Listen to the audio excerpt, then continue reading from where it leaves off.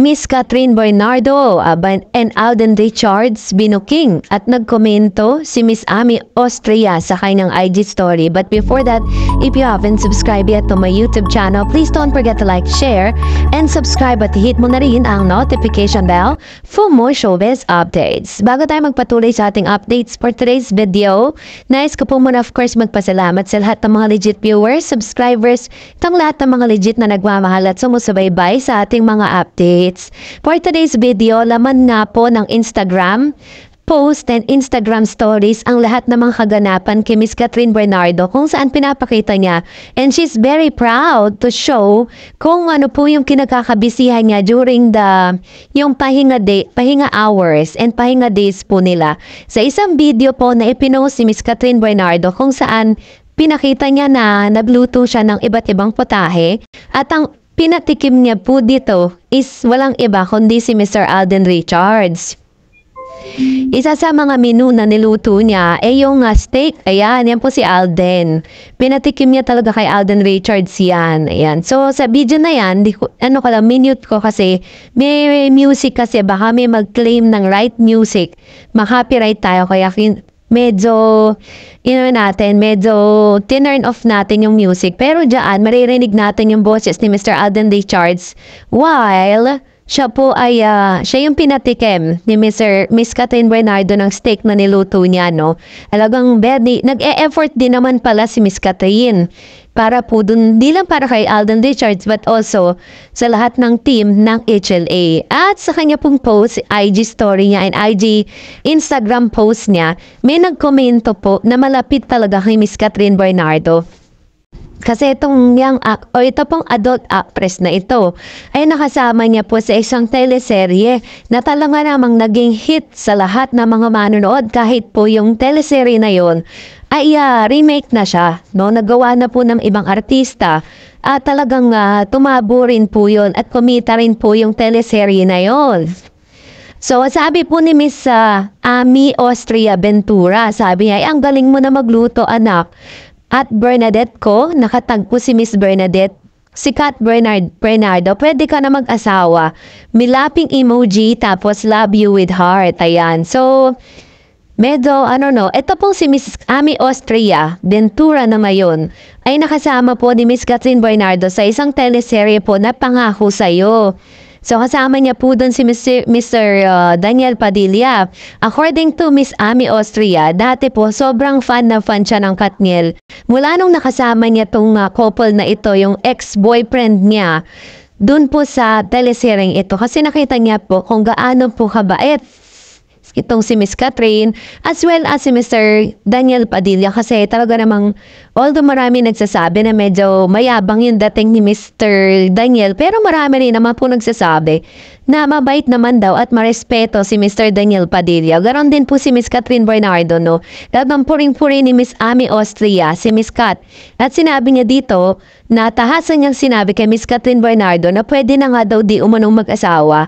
Itong si Miss Catherine, kasi napaka-imposible naman na hindi niya nababalitaan yung mga lalaking nalilink dito kay Miss Cat. Lalo-lalo na po ang isang Alden Richards. Lalo na ngayon sobrang matunog po yung pangalan nila. Hindi lang sa Pilipinas kundi sa abroad. Lalo-lalo na sa Canada kung saan laman sila ng international news at pinag-uusapan po silang dalawa.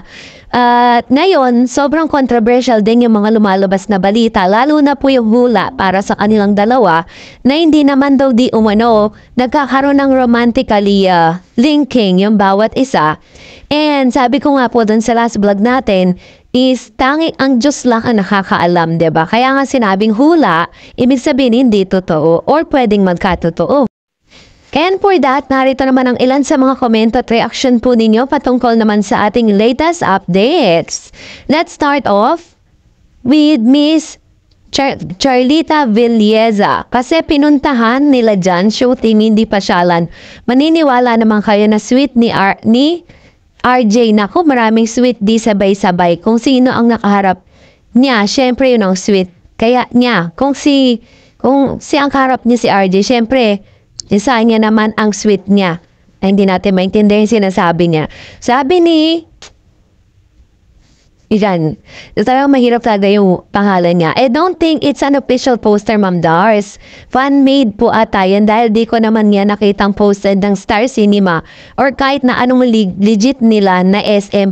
Oo nga, parang feeling ko, hindi ko alam kung sino gumawa no na, kung ano ba yun, kung gawa ba ng Star Cinema yun or gawa lang ng fan. Kasi tinanggal talaga yung mukha ni Mr. Alden Richards na napaka-imposible.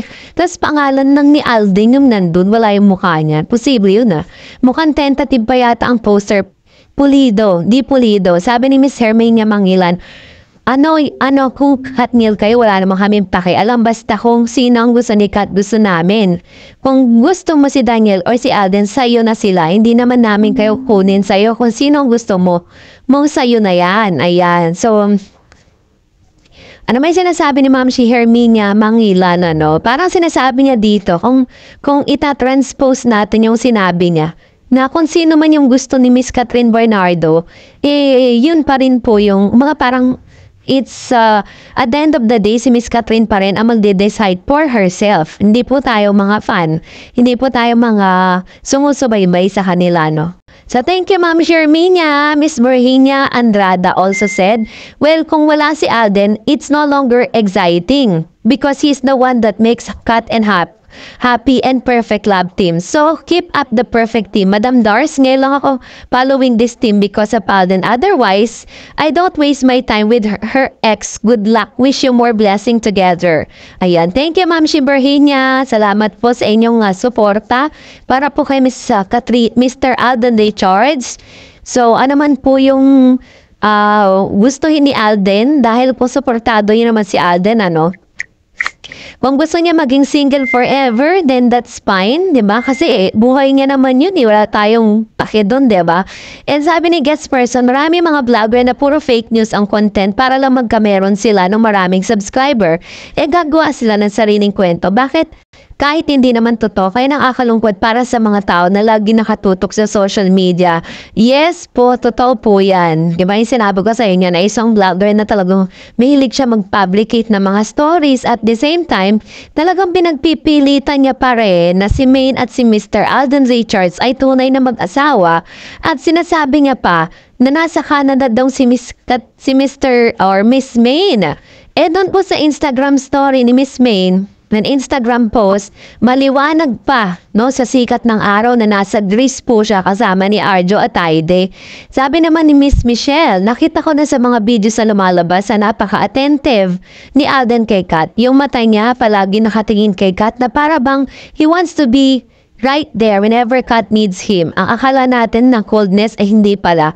At times pala, hinahiyaan niya si Kat to move freely by herself. And yet, his eyes is constantly watching her, wanting to be always there whenever she needs him. I think he's in love with Kat. I hope that in time, Kat will heal of her heartaches and hope that Alden will still be there when it happens. Kasi bagay talaga sila. Oo nga naman, diba? So, kasi marami pa rin talaga yung parang shaky. Pagdating po sa Kat din, marami pong naniniwala na they are not talaga in good terms or hindi sila bagay or baka parang sinasabi nila na wala naman daw talagang totoong romantic relationship ang Kat din. But anyway, sabi ko nga, lagi ko lang sinasabi sa inyo that you're really blessed to be one of the supporters of Catherine and Alden because isa po sila sa mga most generous na mga artista. Sila po yung mga artista talaga nagtataguyod ng mga foundation to help the less fortunate people, lalo na po si Alden Richards. Kaya naman, masasabi ko na blessed po yung mga taong sumusuporta sa kanya because siya very generous talaga si Alden So anyways, maraming salamat. And sabi ng isa pang viewers natin, wow, hindi matino at punong-puno ng inggit ang mga bashers, diba? Go lang Alden and Kat. Enjoy every moments ninyo dyan sa Canada. Keep safe and God bless. Ayan, thank you so much, Ma'am Shi. At salamat po sa inyong palagi ang panonood at pagsuporta sa lahat ng ating mga updates. And that's it for today. For more videos and updates, please don't forget to like and subscribe. And please don't forget to follow my Facebook page, Dar EdsTV. God bless everyone.